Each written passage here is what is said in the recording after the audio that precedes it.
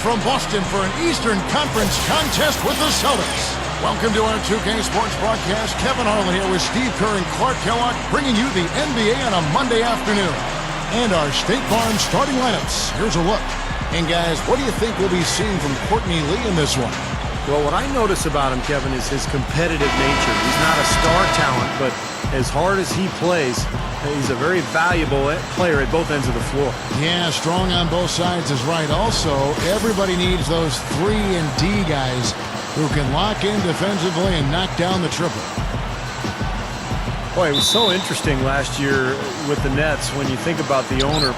He was so involved when he first came over, and he was all over the TV, he'd be interviewed constantly. Last year, he was nowhere to be found because he was busy with a presidential campaign in his homeland of Russia. So it'd be interesting to see if he returns to his more visible ways as the owner of the Nets. Poked away. In transition, here come the Nets. Williams dishes to Johnson. Looky here. How about that one? That play. Take that play and put it in the alley-oop textbook for future reference. Perfectly done. He put it on a platter for him. He sure did. And how about the touch on the finish, too? That was really nicely done. The drive by Rondo. And that one's good. And with the move to the new home, you would think that the waiting period is over now for their owner, and he might become, I would think, Clark, maybe more hands-on as he initially was. That very well might be the case, Kevin, as he was a big advocate for the move to Brooklyn. He might be a much bigger figure in the new arena going forward. Time will tell. And Boston has really kind of set the bar in the Eastern Conference over the last 5 or 6 years. Not quite as effective last year, but they did fare pretty well against their Eastern Conference opponents. And Boston against the East, it was a big part of why they were able to stay in the hunt. 32-16 on the season interconference. Like every other playoff team in the East, they were able to have a winning record against every Eastern division, but they really took it to the Southeast, which is surprising as that was the toughest division. Oh, look out, man! At his size, he can really finish at the rim. Yeah, and not just layups, as you just saw, folks. Wow. Unbelievable, isn't it? I mean, able to throw it down with ease. Special thanks to Sprite for that sweet replay. You know, it is really hard to miss shots that close to the basket. Rajon Rondo is one of the fastest players in the league. Great at forcing turnovers. And I think he's a player who can be at his best in an up-tempo system. The Celtics don't have a lot of horses to run with him, so sometimes he's a one-man fast break, and then he's got shooters around him who trail for three-point looks. Now it's sent it down to Doris Burke, who is able to catch up with Coach Doc Rivers. He had a lot of praise to extend Joe Johnson's way, and with each compliment, it presented a concern for his defense.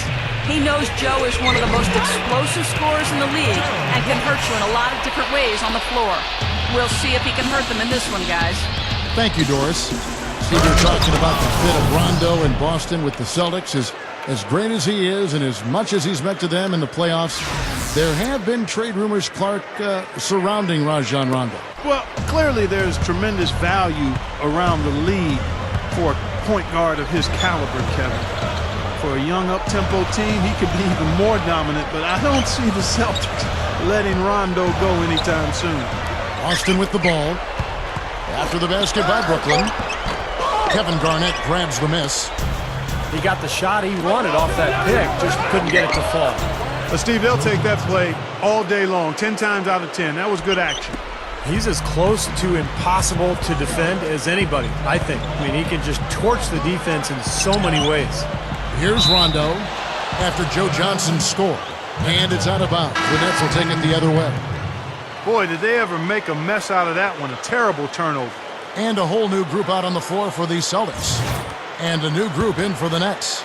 Andre Blatch, he's checked in for Lopez. Evans comes in for Kevin Garnett. Jerry Stackhouse is checked in for Paul Pierce. And it's Terry in for Darren Williams. They are in attack mode right now. That's 10 straight points, guys, all coming inside the paint. And Steve, if I'm them, I'd keep going right to the heart of that defense like they have been until they do something about it. If they don't offer resistance, take everything you can get in there. Gerald Wallace, he's checked in for the Celtics. Lee comes in for Jordan Crawford. The Nets also changing it up. Kevin Garnett, he's checked in for Evans. And Pierce subbed in for Jerry Stackhouse. Now here's Bradley. The shot goes down. Very quick possession right there. He's fortunate that shot found the bottom of the bucket. It wasn't the highest quality look. The Nets battled injuries all last year, and as one might expect when that's the case, they had a hard time against the rest of the conference for significant stretches of the season. Celtics trail by 8. He kicks to Lee. He dishes it to Sullinger. Good. Good defense, but gotta love the finish with the finger roll over the top. Now here's Terry. Back to the Nets in the East. Steve only won a third of their games, going 16-32, and just isn't going to get you any place you want to be. Now, it just seemed like last year was like a waiting period for the Nets. You know, they were just kind of biding their time until they could move to Brooklyn. But they're going to have to do much better against the East this year. I mean, it's not a strong conference to start with, but with the talent they've acquired, I think they'll be in a much better position. Here's what Boston's going with right now. ABC's checked in for Sullinger. Green comes in for Chris Humphries. Arjon Brooks is checked in for Courtney Lee. Rajon Rondo is subbed in for Avery Bradley. Here's Teletovic. Williams, the 3, and that one's good. Williams has got 5 now. Well, with this soft D, they're allowing them to shoot a very high percentage from the field so far. Yeah, and they're just not offering any resistance, not making anything difficult for them, and they're able to kind of do whatever they want to do. Teletovic, guarded by Green. Plumlee, the pass to Williams. It's taken away by Wallace, and they're running. With 2 seconds left, takes it right up. Oh, we've seen some great shots in the first quarter. No shortage of offense. Nets lead by 9.